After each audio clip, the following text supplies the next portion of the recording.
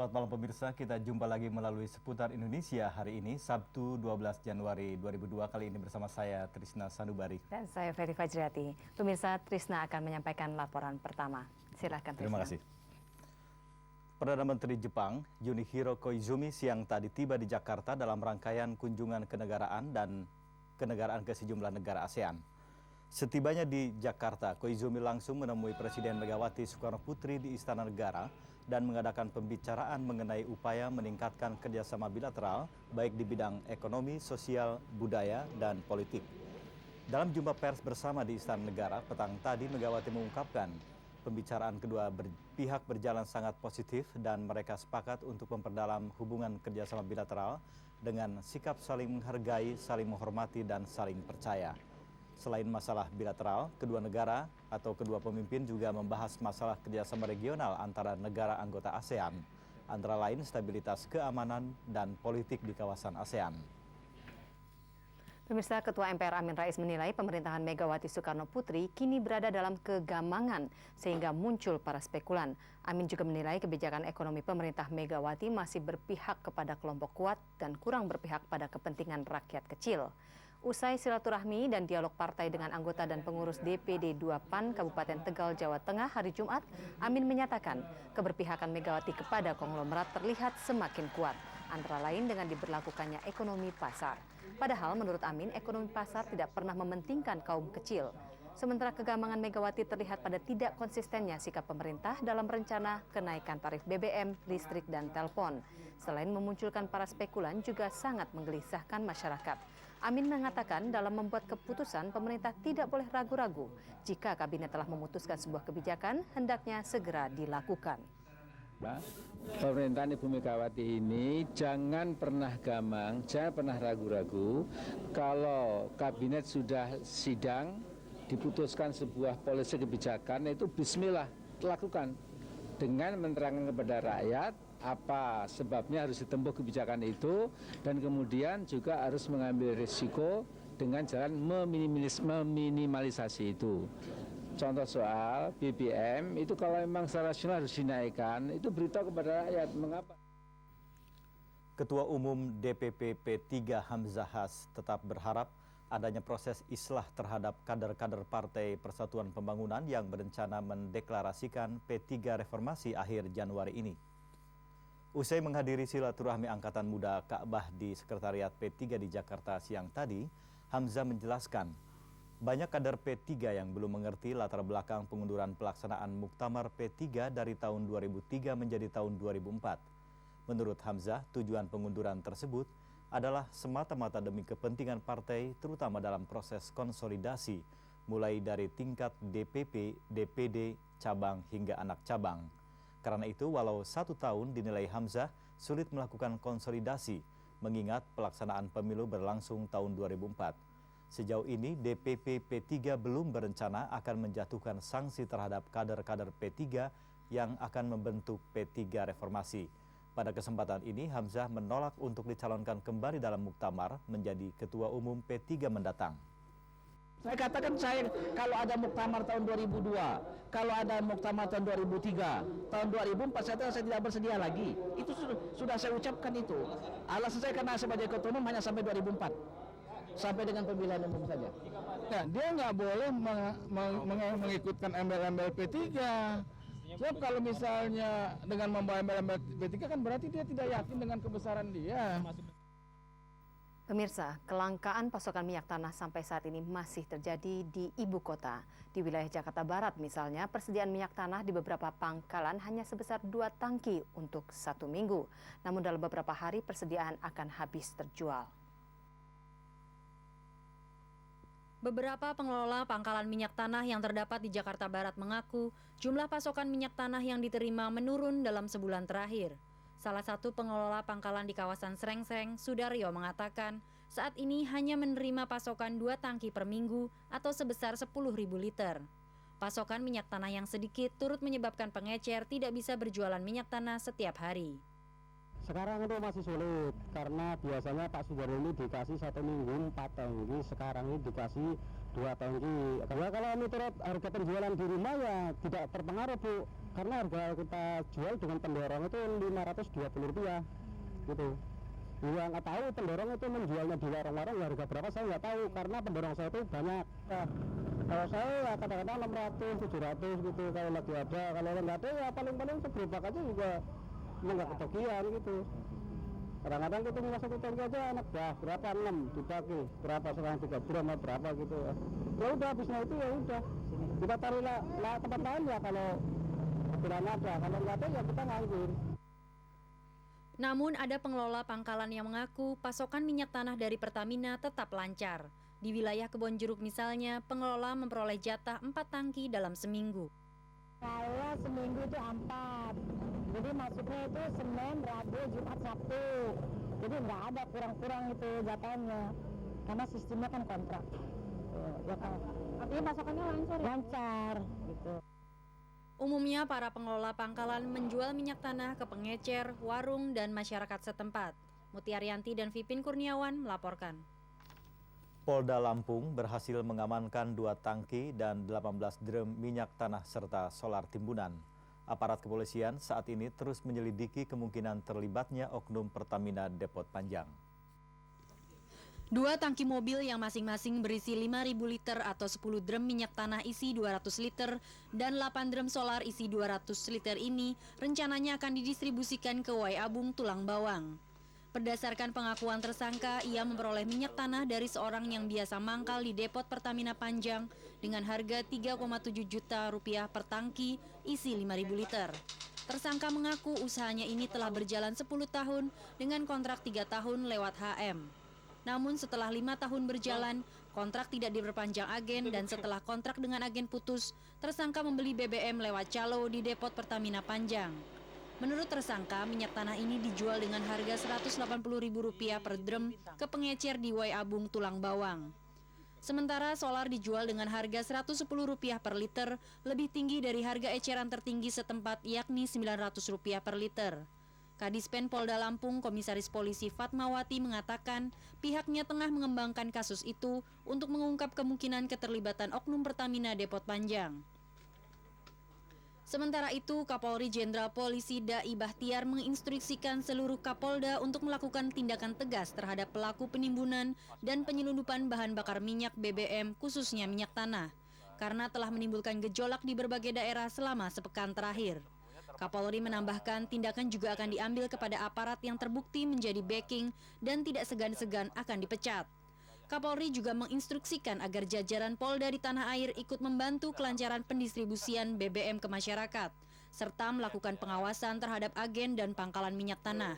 Sementara itu, Kapolda Sumatera Utara Irjen Polisi Ansyad Mbai menyatakan dalam 3 hari operasi jajarannya berhasil menemukan 16 lokasi yang menjadi tempat penimbunan dan pengoplosan BBM di Medan dan Deli Serdang.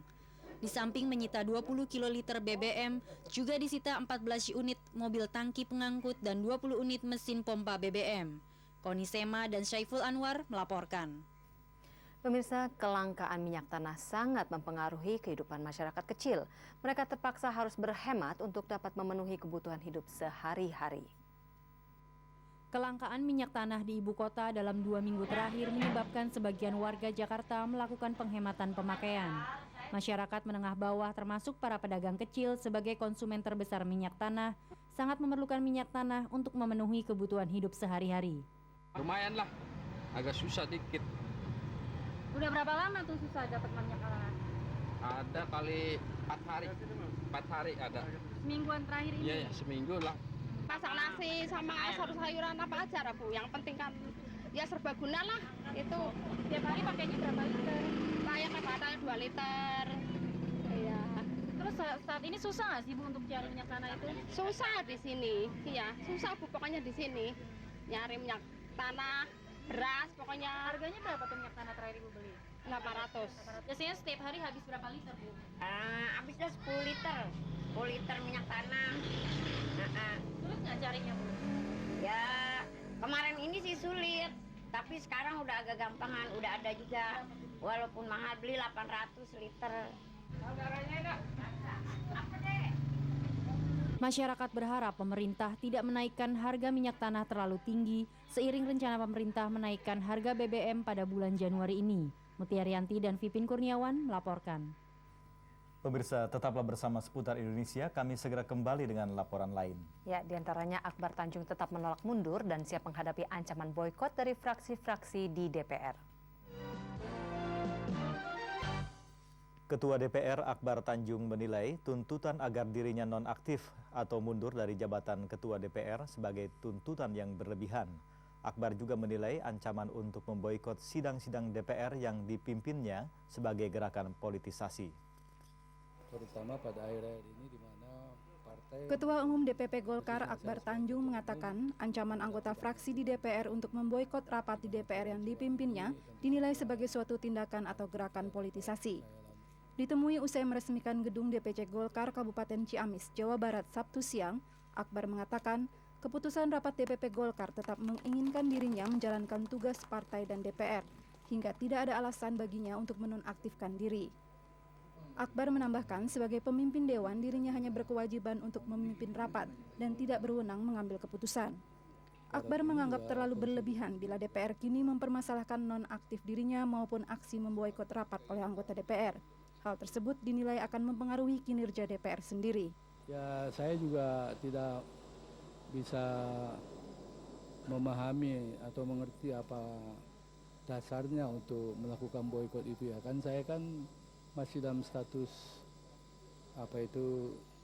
prinsip praduga tidak bersalah itu kan belum ada suatu putusan pengadilan yang berlaku tetap terhadap saya gitu. Jadi saya masih status biasa sama dengan anggota DPR yang lain, bahwa memang saya dalam status tersangka betul. Tapi status tersangka itu kan bukan memastikan bahwa saya itu bersalah. Sementara itu, Akbar mengaku belum menerima panggilan dari Kejaksaan Agung untuk pemeriksaan dirinya sebagai tersangka penyalahgunaan dana non-budgeter Bulog sebesar 40 miliar rupiah. Dwi Yuniati dan Jati Pamungkas melaporkan. Mantan Menteri Kehutanan Muslimin Nasution mengaku tidak tahu menahu soal dana dan dugaan markup biaya penjualan tanah senilai 10 miliar rupiah yang melibatkan mantan Kabulok Bustanil Arifin. Mantan Kabulok Bustanil Arifin yang menjadi tersangka dalam kasus penyalahgunaan dana Bulog sebesar 10 miliar rupiah dalam pembelian tanah oleh Koperasi Pegawai Departemen Koperasi Sabtu siang mendapat kunjungan dari para mantan pejabat. Salah seorang mantan pejabat yang mengunjungi Bustanil ialah mantan Menteri Kehutanan Muslimin Nasution yang juga pernah menjadi anggota Koperasi Departemen Koperasi. Muslimin mengaku tidak mengetahui asal dana dan dugaan markup biaya penjualan tanah di Rasuna Said, Jakarta Selatan oleh Koperasi Depkop pada tahun 2000 lalu. Muslimin hanya mengetahui adanya pembagian keuntungan yang disetujui rapat anggota tahunan untuk sekitar 1.400 anggota Koperasi Depkop termasuk dirinya.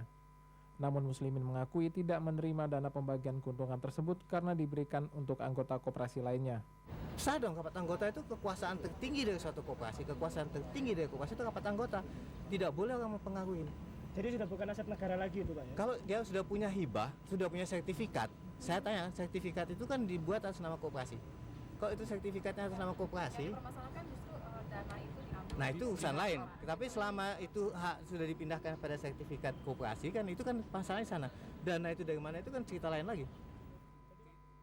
Muslimin menegaskan dirinya setiap saat siap dipanggil Polda Metro Jaya untuk menjelaskan perkara penjualan tanah aset koperasi pegawai Departemen Koperasi jika diperlukan. Yohanes Stefanus dan Gatot Imam melaporkan. Ratusan pedagang Masomba digusur secara paksa menyusul larangan menjual di daerah Pasar Masomba dan sekitarnya. Tindakan ini diambil karena para pedagang menolak pindah ke Pasar Petobo Palu. Dinas Ketertiban Umum Kota Palu melakukan penggusuran secara paksa terhadap ratusan pedagang yang masih berjualan di Pasar Masomba Palu. Sejumlah pedagang menyesalkan tindakan para petugas tibum tersebut karena barang dagangan milik ratusan pedagang musnah terbakar. Salah seorang pedagang Muhammad Salim menyatakan Pemda Palu semestinya lebih manusiawi.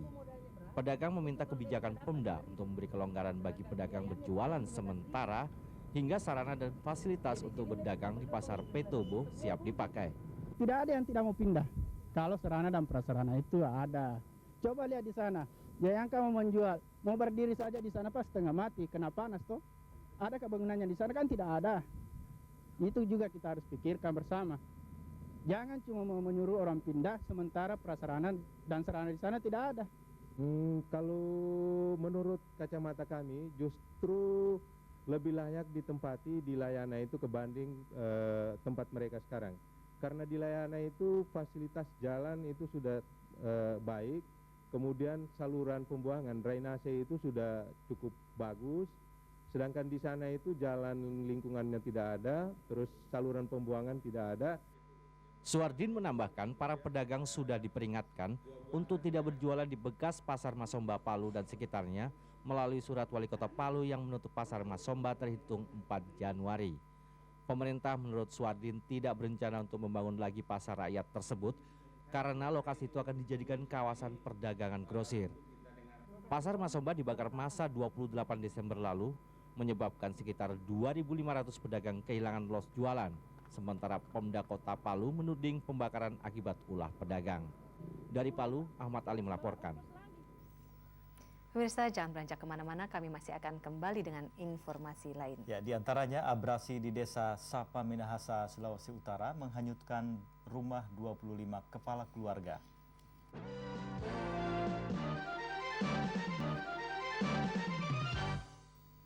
Pemirsa, ancaman banjir besar yang akan melanda Jakarta bulan Januari ini sebenarnya dapat ditanggulangi jika masyarakat bertekad menjaga lingkungan masing-masing, terutama membebaskan saluran air dari sampah. Setiap kali hujan deras mengguyur Jakarta, genangan air dipastikan menghiasi jalan-jalan dan juga kawasan pemukiman, terutama di kawasan dataran rendah. Bahkan warga Jalan Rawa Batang Penjaringan Jakarta Utara tidak lagi menyebut sebagai genangan air tetapi bencana banjir karena ketinggian air sudah mencapai 40 hingga 60 meter. Dinas Pekerjaan Umum DKI Jakarta bersama masyarakat membangun saluran air di kawasan ini untuk menanggulangi banjir yang selalu terjadi setiap hujan turun.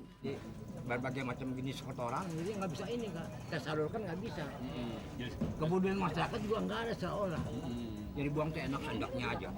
Dibuang sini, buang sini, buang sini. Sekarang tahu manfaatnya begini. Sekarang baru sadar, Pak. Ya begitulah. Melihat kali sebagai tempat sampah yang paling besar gitu. Ini udah dihilangkan tuh. Jadi menjadi penduduk ibu kota itu betul-betul kebiasaan yang canggih. Kebiasaan penduduk ibu kota, buang sampah lah pada tempatnya. Kawasan Penjaringan Jakarta Utara ini hanya sebagian kecil dari kawasan rawan banjir di Jakarta. Catatan Dinas Pekerjaan Umum mencatat 40% kawasan Jakarta merupakan dataran rendah dan terdapat sedikitnya 78 titik rawan banjir. Di Jakarta Pusat terdapat 9 lokasi, diantaranya Mangga Besar, Gunung Sahari, Raja Wali Selatan, Sumur Batu, dan Jati Pinggir. Jakarta Utara 22 titik, diantaranya Kamal Muara, Kapuk Muara, Teluk Gong, Sunter Jaya Timur, Yos Sudarso, Kali Baru Tanah Merdeka, Kebon Bawang, Perum Wali Kota Kelapa Gading, Rawa Badak Utara, dan Selatan, Semper, dan Rorotan. Jakarta Utara merupakan daerah yang paling rawan terkena banjir. Jakarta Barat terdapat 16 titik, diantaranya Duri Kosambi, Tegal Alur, Meruya, Duri Kepa, Kapuk, Palmerah, Jelambar, Grogol, Tangki, dan Glodok. 19 titik terdapat di Jakarta Selatan, diantaranya Komplek Cirende Permai, Deplu Bintaro, Komplek PU Pasar Jumat, Gandaria Selatan, Kampung Duku, Poncol, Pondok Karya, Kebon Baru, Pejaten Timur, Bukit Duri, dan Manggarai. Jakarta Timur memiliki 12 titik rawan banjir, yakni di Cililitan, Kampung Melayu, Kampung Rambutan, Pasar Rebo, Kramat Jati, Kebon Pala, Cipinang Jaya, Indah, dan Cipinang Muara, dan Cakung Barat, Ujung Menteng. Eli Husin dan Narto Wiratmo melaporkan. 25 kepala keluarga di desa Sapa, Kecamatan Tengga, Minahasa, Sulawesi Utara kehilangan tempat tinggal akibat abrasi laut. Warga berharap Pemda segera menyediakan pemukiman baru di lokasi perkebunan. Ke-25 kepala keluarga ini sejak lama dilanda kecemasan akibat menyusutnya bibir pantai. Namun karena tidak adanya tempat tinggal alternatif, warga tetap bertahan. Akibat musibah ini, warga yang kehilangan tempat tinggal harus menumpang pada keluarga mereka. Ya, rumah saya hancur diterpa gelombang. Ya, Sudah rumah sudah ada, jadi mengharapkan bantuan kepada bapak. Bencana abrasi yang dialami oleh puluhan kepala keluarga desa Sapa bakal dialami 50 kepala keluarga lainnya. Para warga berharap agar Pemda menyediakan pemukiman baru di lokasi perkebunan milik pemerintah yang tidak jauh dari tempat tinggal mereka. Apalagi luas perkebunan ini mencapai 800 hektar. Warga yang sebagian nelayan dan petani penggarap ini juga meminta agar perkebunan milik pemerintah dikelola mereka. Wakil Ketua DPRD Sulawesi Utara, Roy Maningkas, yang berkunjung ke lokasi bencana berjanji akan memperjuangkan tuntutan warga desa Sapa. Dari Minahasa, Sulawesi Utara, Arifin Labenjang melaporkan. Pemirsa Seputar Indonesia segera kembali dengan laporan mengenai lonjakan harga beras yang merugikan masyarakat kecil, terutama para pengusaha warung Tegal.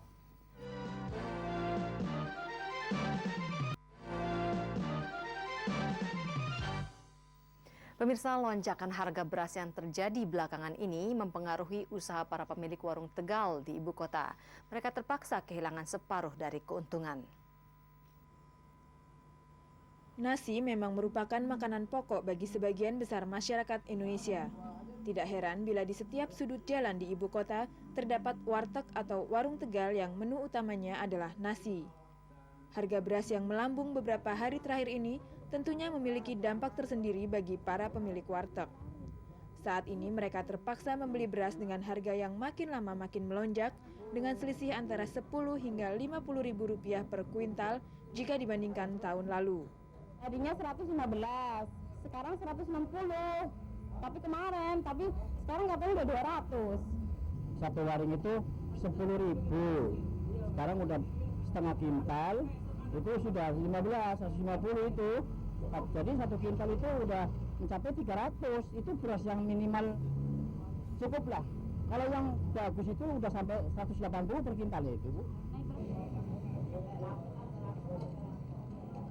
Tidak ada pilihan lain bagi para pemilik warteg ini selain pasrah dengan harga beras yang semakin melonjak. Mereka terpaksa mengurangi porsi nasi bagi para pembeli dan kehilangan keuntungan sekitar 50%. Bagi mereka, tidak mungkin menaikkan harga saat ini karena mereka yakin pembeli akan berkurang. Ya, kalau kita mah nggak bisa naik sih rasanya. Kalau warteg nggak bisa naik. Kalau udah harganya ini juga udah stabil, jadi kita mau naik lagi, yang makan konsumennya udah nggak ada. Pada lari kemana? Cari yang mana, ada yang masak sendiri. Jadi kan repot kita pedagang kaki lima. Ya susah jualnya kita, mau jual juga susah. Aku mau pengennya dinaikin, orangnya nggak mau gitu, pada protes. Mbak, kok sekarang ini nasinya dikit gitu. Terus ya maklum mas, beras kan lagi mahal, asalnya gitu kan. Ntar kalau udah murah ntar saya tambahin nasinya gitu. Harga beras bukanlah satu-satunya sembako yang mengalami kenaikan seiring dengan rencana pemerintah untuk menaikkan harga BBM bulan ini. Selain beras, masih ada minyak tanah, telur, dan komoditas lain yang harganya juga mulai melonjak. Kenaikan harga tersebut diperparah dengan banyaknya oknum yang sengaja menimbun beras dan minyak tanah demi kepentingan pribadi. Cecilia Tiara dan Ferry Santoro melaporkan. Pemirsa, informasi tadi sekaligus mengakhiri jumpa kita malam ini.